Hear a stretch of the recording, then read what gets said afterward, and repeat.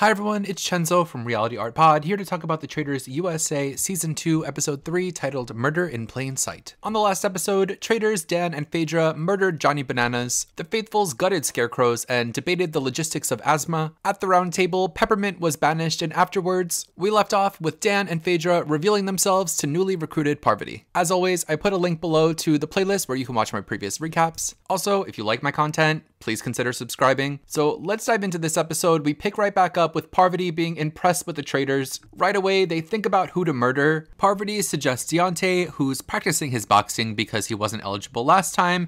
Dan suggests Marcus, who's tucking himself into bed with a hat on. Parvati says that Larsa will lose her mind if they murder Marcus. Phaedra suggests Janelle, who is sipping red wine in her armchair because she has an influence in the house. At breakfast, Larsa is worried that Marcus is going to be murdered. Phaedra tells her to manifest positivity. Trishelle's new plan is to lay low.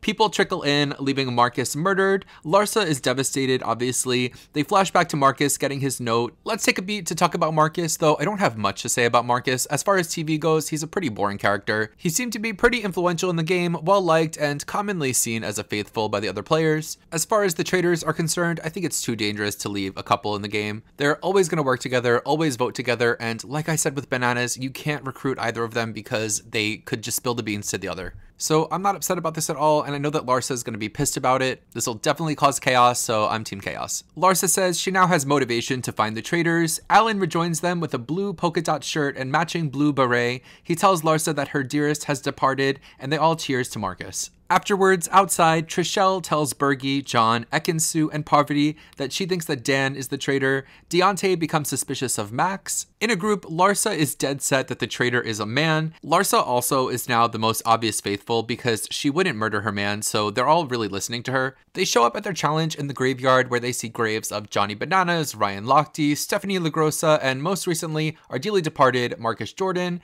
They need to break into tombs to get gold for the pot, and there are shields hidden in the tombs as well. There are also spotlights that are tracing the graveyard, and if they get spotted, they're out of the game. Once again, Janelle wants the shield. She is all about that shield, baby. They get started. It looks fun running away from the spotlights. John is the first person caught, and CT comes in to replace him. That's a great swap for the team. CT finds the hammer to help the team open the graves. That's the best person to get the hammer, but CT ends up getting caught, and players start dropping like flies. Is it really that hard to avoid these spotlights? People are stepping right into them. Bergie starts leading the team, but nobody's listening to him. Dan encourages everyone to listen to Bergie, who actually has the pattern of the spotlights figured out. In what ends up being Bergie's probably best moment in TV so far, they're able to start securing money. MJ says Bergie is orchestrating a professional graveyard heist. In the commotion, Tamara snags a shield, and just when things are going well, Bergie gets caught, but the crowd celebrates Bergie. Phaedra says, "Not my Bergie-licious, not my baby." With time running out, Peter and Ekin-su seem to be working together with the hammer to get the shields, so Peter gets the first shield, and then Ekin-su is going for the other shield, and Janelle swoops in and bodies Ekin-su to get the shield out of the grave.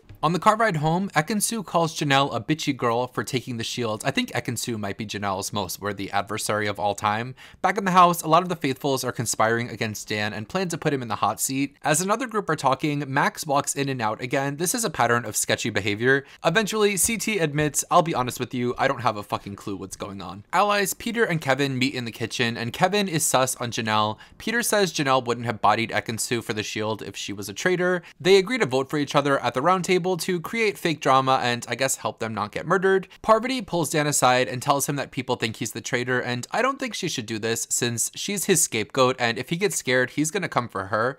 They get to the round table and Dan is ready for battle. His plan is to stay calm, cool, and collected. Bergie starts things off saying that he's heard Dan's name a lot and gives Dan the floor to speak, and Dan says he's just a quiet person, saying that he'll say a name when he's sure, and when he takes a shot he won't miss, really setting himself up to serve them Parvati in the future. MJ doesn't like his quiet strategy. She says if we all played that way then nothing would happen, which is true.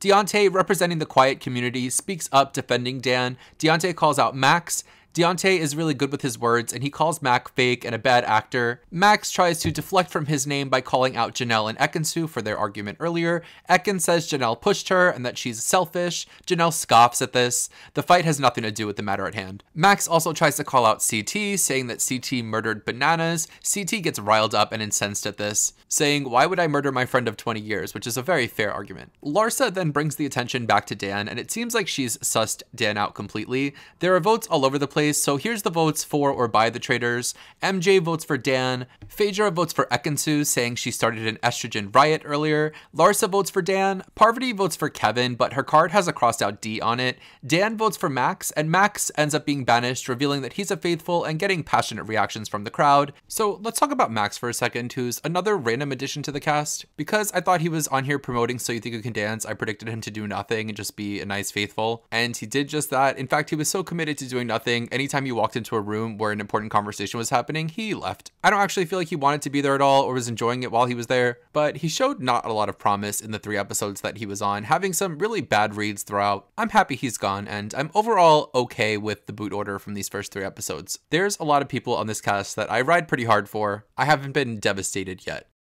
MJ and Larsa speak up to the group about being so wrong and not listening to them. Later, Deontay is upset. He deflates on the couch, and Phaedra comforts him as he cries rivers down his cheeks. At the end of the episode, the traitors get a note saying that they won't be meeting in private. They'll be murdering in plain sight with a poison chalice. So they have to find this poison chalice hidden in the books in the library, fill it with something, and then give it to one of the faithfuls. Whoever drinks out of it is going to die a slow death. We're not told when they'll die, just that it'll be slow. Parvati and Dan meet. They consider MJ and John's names and also killing Sheree behind Phaedra's back. Phaedra is putting trust in Dan and Parvati to get it done without her. Dan looks for the chalice, but can't find it. Parvati seems to find it with ease. We end up getting a pretty tense scene where Parvati is walking around the house with the chalice, looking for someone to murder. She goes and hangs out at the bar with Sheree, and then Phaedra notices Parvati getting close to Sheree and shuts that down. The episode ends with Parvati going into a room full of people and deciding that she needs to make this decision in this room. So the episode ends with her saying that she identified her target, but we don't know who she's going to give the chalice to. I honestly have no idea who she's going to murder. Thinking about the events of the night, I feel like she could easily leave that room, go sit on the couch with Deontay, who's crying, and kind of just compassionately kill him to get him out of the game. I just feel like he's not really enjoying the process of being there, and he's someone who nobody thinks is a traitor. So I guess I'll leave off there. Let me know in the comments, who do you think Parvati is going to poison? As always, please subscribe if you like the video. I'm trying to get to 600 subscribers by February 1st. Also, I'll be back Thursday night right after the episode with a recap. I'm excited about the Thursday episodes and that they're one at a time. It gives us time to savor it and digest it. Until then, I hope you have a nice week. Bye!